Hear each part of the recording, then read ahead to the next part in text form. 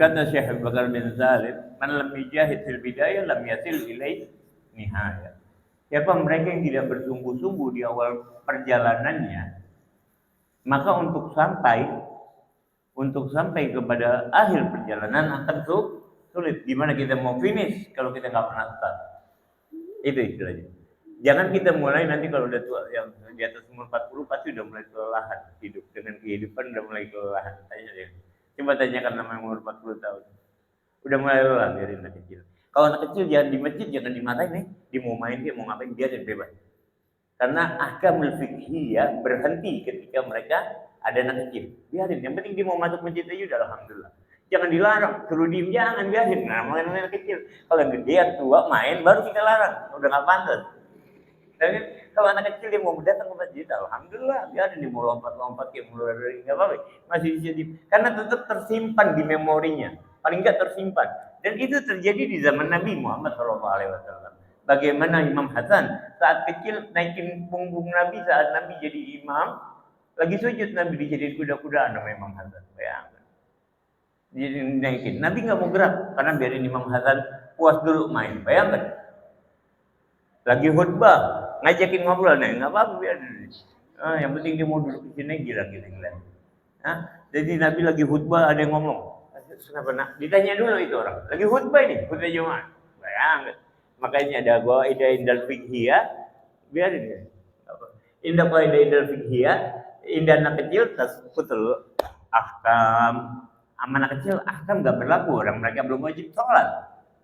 Dia bunuh orang kena hukum enggak? Kagak. Kalau seandainya terjadi, seandainya dia main pistol, makanya jangan kasih pistol. Dia kan yang dikasih pistol beneran. Ya, bahaya. Udah main nembak orang mati walaupun enggak ada hukum. Ya. Ada hukum. Makanya jadi kayaknya heran kalau polisi yang udah tua main pistol-pistolan nembak orang itu mati, nggak mau dihukum lagi, coba diakalin dulu. Coba diakalin, jangan. Dan kalau kita orang tua ngasih mereka pistol-pistolan itu bener apa enggak? Pistol beneran, salah ya? Karena bukan waktunya dia megang hal-hal yang berbahaya. Salah, sangat salah. Kenapa? Oh, berarti kita nggak sayang sama dia. Sayang. Jadi begitupun Allah. Kadang-kala kita minta sesuatu sama Allah ditahan. Karena takut kita lupa sama Allah. Takut membahayakan kita punya diri. Bukan berarti Allah nggak sayang. Anak kita sayang pun bukan berarti kita harus penuhi segala permintaannya. Kalau kelihatannya sesuatu yang berbahaya, jangan dikasih. Begitupun Allah melihat hambanya. Ketika dilihat hambanya minta sama dia, Allah dengar. Allah zat yang maha mendengar, kif Allah nggak dengar doa kita. Kif Allah nggak dengar. Kalau kita berkata Allah nggak dengar, wah ada rusak iman kita. Atau kita menyangsikan bahwa Allah maha pemberi, ada yang salah dalam pikiran kita. Harus kita rubah pikiran kita. Kalau orang dermawannya dimintain nggak mungkin, kecil lagi yang diminta. Kecil buat Allah kecil nggak semua hal yang ada di alam kecil. Jadi kita cuma minta apa, cek semua perkara-perkara yang murah. Terus Allah nggak ngasih. Mungkin kalau dikasih bakal menghancurkan diri kita, makanya ditahan atau dikasih aja. Makanya jangan meminta sesuatu yang baik menurut kita, tapi baik menurut ukuran Allah. Dan kita bersyukur akan itu, tenang hidup kita. Kita kan nggak tenang hidup karena kita selalu dikejar dengan keinginan yang nggak sesuai dengan perintah Allah. Kenapa sih Allah turunkan larangan-larangan? Ada yang haram di dalam ajaran Islam. Kenapa? Untuk menjaga kita, bukan untuk kepentingan Allah, enggak. Nggak ada penting-pentingnya Allah. Apa Allah tambah berkuasa kalau kita yang cegah? Enggak, kekuasaannya tetap tinggi. Kekuasaannya tetap hebat. Kekuasaannya tetap besar. Kekuasaannya nggak akan pernah tertanding. Walaupun semua yang ada di alam ini bermaksiat sama Allah, apa Allah kecewa? Enggak. Tapi Allah senang kalau ada melihat hambanya yang tobat. Itu beda. Kalau kecewa enggak. Tapi Allah akan senang apabila ada hambanya yang kembali menuju kepadanya. Berfungsi sebagaimana mestinya sebagai hamba Allah. Okay? Hadis ilustrasinya sangat panjang, sampai seperti terlihat onta yang nemu bekalannya. Orang yang hilang perbekalannya karena ontanya jalan di bawah itu onta, udah kehausan, udah kelaparan, udah berhari-hari, tiba-tiba ngeliat bayangan onta itu, gimana senangnya? Luar biasa, oh hidup lagi. Itu perbekalan saya. Begitu senangnya Allah, bayangkan. Begitu gembiranya Allah ketika dia melihat hambanya yang kembali menuju kepada padanya. Ditegaskan di dalam Al-Quran, Allah yuhibbut tawabina wa yuhibbul mutatahhirin. Sesungguhnya Allah mencintai orang-orang yang bertaubat dan orang-orang yang bersuci. Ya, orang yang bertaubat. Makanya taubat adalah sebuah jalan. Manusia nggak akan lepas dari kesalahan, tapi akan sangat dihargai apabila kita tahu atas kelemahan kita sebagai manusia yang sering lupa. Makanya Nas disebut Nas karena seringnya lupa. Nas dia. Kenapa Nas disebut Nas? Nas kita dalam bahasa Arab artinya Nas, Nun dan Sin. Ya, karena aslinya lupa, terus lupa Nas. Ya, jelas ya? Man yujahid fil bidayah walam yasil lainnya. Tapi tidak bersungguh-sungguh di awal perjalanan. Dari masa muda kita sungguh-sungguh 40 tahunnya udah capek. Udah mulai banyak penyakit masuk. Udah mulai lemas. Ya, kalau Al-Baqir ngerasain umur 35, 33, makanya manusia nanti dibangkitkan di surga umur 33 tahun. Itu masa suatu masa yang paling kuat. Manusia sampai pada puncak fisik ya. Kalau kejiwaan beda lagi. Kadang-kadang umur 50 tahun kejiwaannya, psikologisnya kayak anak-anak banyak. Ya, karena nggak berkembang. Kok gitu? Ya, karena anak psikolog. Karena juga sarjana psikologi, alhamdulillah. Jadi nggak berkembang, kenapa kejiwaannya? Karena itu ada fase-fase di mana dia nggak menjalankan fungsinya dengan baik, akhirnya nggak melanjutkan. Udah umur 80 tahun, 60 tahun masih main aja gitu. Itu nggak ada banyak ya. Karena nggak nemuin identitas dirinya mau kemana, akhirnya dia berpaling bingung. Jalan hidupnya cuma nyari kebingungan dari satu kehidupan yang lain. Nggak tahu tujuan hidupnya mau jadi apa, nggak tahu fungsinya sebagai manusia untuk apa, dia nggak tahu. Banyak di tempat kita ada beberapa orang yang kita coba maksudnya tangani, kita bantu, dan memang unik ya mereka ya, masya Allah, kasihan. Dan dia umat Nabi Muhammad, nggak ada orang yang perhatian sama mereka biasa. Kita cenderung kita abaikan orang yang dengan gangguan jiwa, kita kucilkan. Padahal dia kadang-kadang masih ada mereka yang wajib sholat. Apa maksudnya? Akalnya belum hilang, masih bisa diajak ngomong. Banyak. Beda yang akalnya udah hilang nggak wajib. Dan tetap harus jadi perhatian kita karena itu semua umat Nabi Muhammad. Dia bukan umat Nabi Muhammad, dia manusia. Kita harus buat baik sama orang. Nggak boleh kita buat baik sama binatang, boleh nggak kita buat baik? Imam Sayyid Ahmad Ar-Rifai lagi ceramah, tiba-tiba mau ceramah bangun ada kucing kecil tidur di jubahnya. Itu yang bukan kucing yang dibangunin, jubahnya dipotong. Terus dia ngajar, habis itu dia sholat, habis selesai sholat kucing bangun baru dijahit lagi jubahnya. Imam Malik lagi ngajar di Masjidil Haram Madinah Nabawi. Imam Malik tuh nggak pernah kencing di kota Madinah, nggak mau deh. Jadi kalau mau kencing keluar dulu dari kota Madinah, saking hormati Nabi Muhammad. Bayangkan. Lagi ceramah, lagi ngajar, dia bercerita tentang kesabaran, tiba-tiba kalajengking datang. Ikan saat itu masih pasir abad pertama kedua Hijriah. Imam Malik abad kedua Hijriah. Masih banyak pasir, masih banyak binatang di dalam masjid. Masuk Agrob tuh kalajengking kecil. Digigitin. Dia lagi bicara tentang nilai-nilai kesabaran. Dibiarin tuh. Dan beliau sampai 16 kali gigitan. Nah, lu gigitan bukan temu serang aja kita gatel satu. Ini kalau jengking yang gigit, cetak. Dia sabar. Dia bisa ngomong kesabaran. Kata muridnya, kenapa kau tidak usir wahai Imam Malik? Aku malu dengan hadis yang aku baru sampaikan. Dia baru meriwayatkan hadis tentang nilai kesabaran, terus Allah uji langsung. Dia menganggap itu ujian dari Allah. Karena kalau kita berakal, setiap yang ada di tengah kita, apa yang kita lihat, apa yang kita dengar, apa yang kita saksikan adalah pelajaran bagi mereka yang mau mengambil pelajaran. Al-Quran berkata demikian. Nggak mungkin nggak ada pelajarannya, pasti ada nilai pelajaran. Apapun yang terjadi, entah kita ngeliat bangunan aja, kita orang belajar.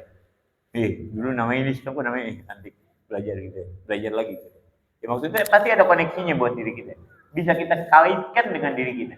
Apa yang salah dari diri kita? Jadi kita bisa koreksi terus. Makanya fungsi manusia adalah belajar dan bersungguh-sungguh di awal perjalanan. Jangan sampai kita ntar udah tua, ketika udah tua bingung mau ngapain. Udah nggak mampu ngapa-ngapain, udah nggak lagi produktif, bingung gitu. Dan apa umur kita sampai tua belum tentu juga, banyak yang mati juga. Ya, jangan kerja,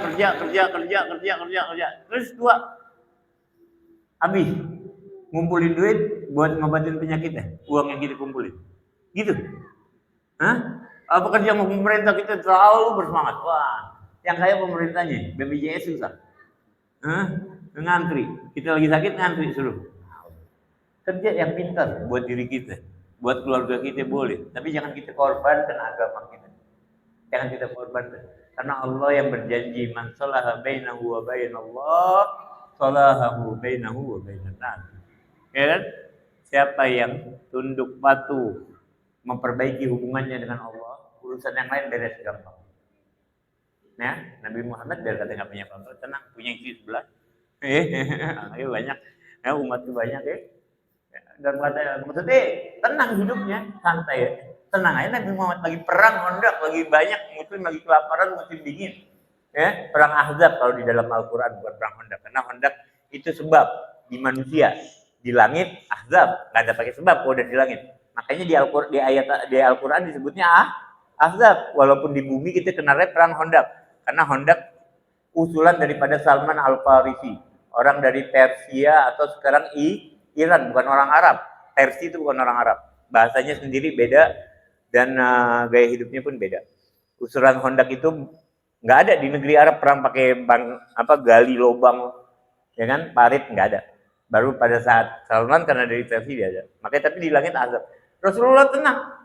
Sahabatnya bingung, lapar loh dalam riwayat, lapar dalam keadaan lapar dingin. Ya kan, walaupun nggak jauh dari kota Madinah perang Ahzab, tapi Muslim saat itu dalam keadaan ketakutan yang luar biasa. Karena orang kafir banyak banget, gabungan mereka antara orang kafir, Yahudi, semua orang-orang gabung jadi satu lawan orang. Makanya disebut Ahzab, beberapa pasukan jadi lawan satu umat Muslim.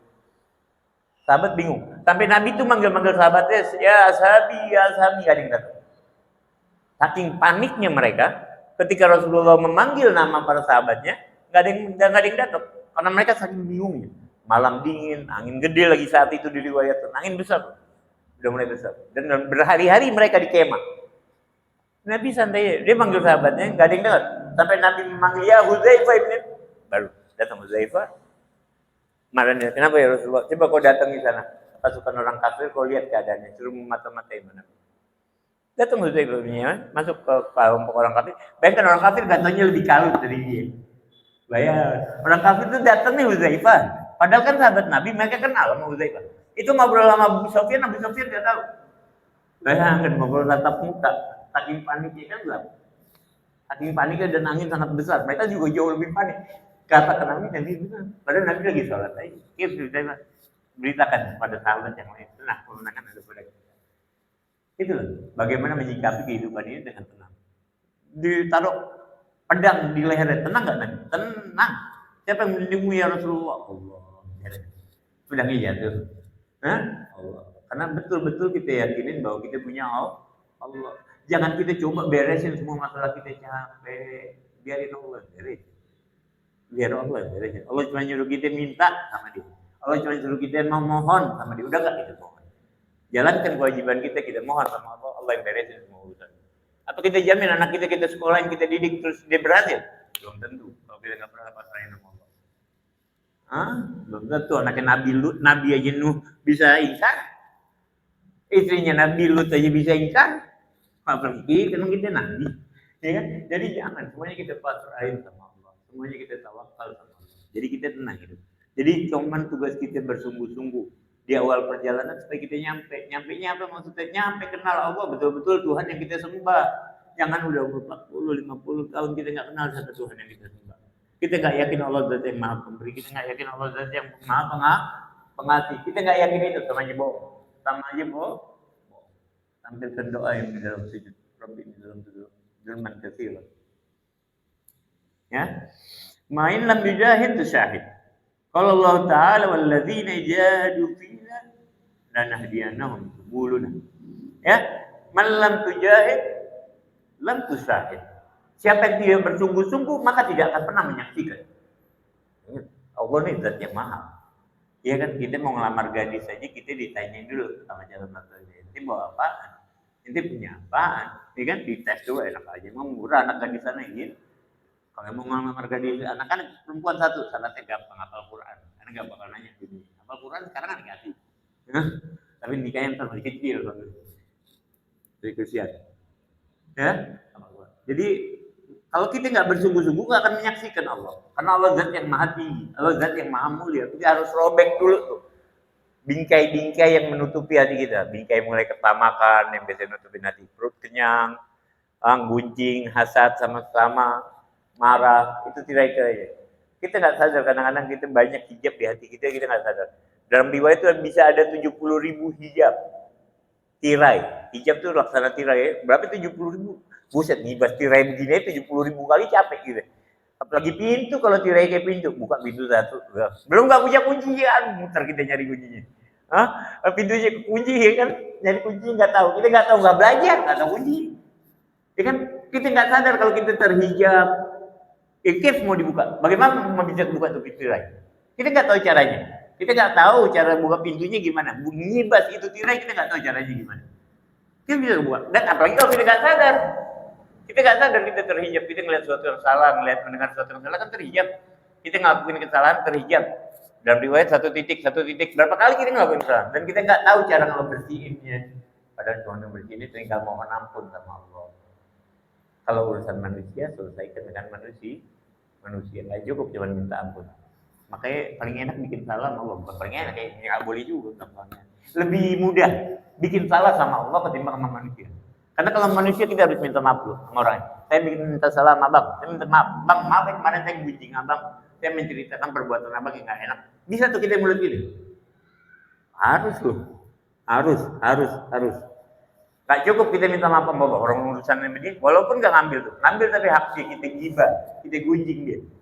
Saya cerita sama dia, makanya Habib selalu tuh biasanya kalau melihat sama Akbar tuh, kemarin pas pulang Jumatan yang bisa masjid PT Asra, pulang ngomongin dia mana nggak pernah wah jangan langsung tidak telepon Habib habis ngomongin lu maafin nih terserah lu mau maafin sama kami yang penting gue udah kita tahu di padahal ikhlas cuman kita ngomongin maaf ya kita minta maaf kalau kita terbiasa nggak berat tapi kalau kita gengsi berat mau ngapain gengsi gitu siapa gitu kadang-kadang kita gengsi gitu tapi kita nggak takut dan anehnya kadang-kadang kita buat maksiat di hadapan manusia kita malu. Tapi kita yakin dengan sangat yakinnya Allah melihat kita. Allah mau lihat nggak? Coba kalau pengen melakukan maksiat, ada orang tua kita, atau ada orang yang kita sayangin, ada anak kita, malu nggak gitu? Nah jangan rendahkan pandangan Allah. Berarti kita sama aja merendahkan, menaruh pandangan Allah pada tempat yang paling rendah. Bahkan dari manusia kita malu, tapi sama Allah kita nggak malu. Sama Allah kita nggak malu, berarti kita telah menempatkan pandangan Allah pada posisi yang paling rendah. Tapi kalau kita bilang Allah nggak ngeliat, waduh kafir, bisa kafir, bahaya, lebih bahaya. Ya kan? Masa Allah nggak ngeliat? Orang di dalam hadisnya itu analoginya Allah, walaupun di dalam malam gelap gulita, seekor semut, ya kan? Yang hitam, semut hitam lagi, di malam yang gelap gulita, di dalam gua, yang paling dalam, Allah tahu. Gimana gitu sih? Yang Allah mau melihat. Ya, kita punya mata, ada nggak manusia bisa buat mata? Kamera paling itu nggak bisa buat mata. Nggak ada manusia biasa. Yang kecil aja manusia nggak bisa. Semut aja sudah ciptain manusia. Mereka bisa menciptakan sepertinya. Karena mereka mengambil contoh dari hal tersebut. Waman lam tujahid lam tusaid. Berkata Allah, walladzina jahadu fina lanahdiyanahum subulana. Siapa mereka-mereka yang bersungguh-sungguh kepadaku. Bersungguh-sungguh sama Allah. Lihat, Nabi Allah Nuh sampai dikatakan gila bertahun-tahun karena dia bangun perahu di atas daratan. Tapi dia nggak peduli, akhirnya dia sampai sama Allah. Nabi Allah Ibrahim mengatakan wahid ngajarin sampai dia harus ditembakkan pakai panah loh, dilontarkan di mari, dilempar ke kobaran api, bukan baskom kecil, kobaran apinya gede dilemparin Nabi Allah Ibrahim. Ya nar kuni bardan wa salaman ala Ibrahim. Wahai api jadilah kau yang menyejukkan dan menyelamatkan bagi Ibrahim. Apinya jadi dingin menyejukkan, aman. Coba kalau dingin doang bisa mati kan? Oh di Alaska banyak yang mati. Jadi kedinginan juga bahaya. Banyak ya. Makanya dingin dan terlalu panas, terlalu dingin itu adalah dua nafas dari nafas api neraka Jahannam. Terlalu panas dan terlalu dingin. Supaya manusia sadar. Kadang-kadang kita nggak sadar. Siapa yang bersungguh-sungguh di jalanku, maka dia akan aku berikan hadiah agar dia tahu jalan. Siapa yang bersungguh-sungguh akan ditunjukin sama Allah. Jadi ibaratnya kita cuma baru melangkah, baru niat, tapi udah berbuat ya. Jangan nggak berbuat. Paling nggak udah mulai niat, karena niat harus berbarengan dengan pekerjaannya. Kita niat mau sholat, ya ambil wudhu sholat. Kalau kita bilang, nanti saya mau tobat, saya mau rajin sholat, duduk. Itu mah angan-angan, bukan niat. Hati-hati mau bisikan saya, nanti bisikan saya tuh nonton saya tobat saya. Tapi duduk diem, nggak gerak, nggak ngambil wudhu, itu namanya cuman apa khayalan ya, khayalan ini angan-angan cuman taman agar ya. Kalau ada yang mau ditanyain terkait dengan ini, boleh tanya ini minggu depan. Ya udah, alhamdulillah mudah-mudahan kita bermanfaat. Mohon ntar doanya selesai. Amin ya rabbal alamin.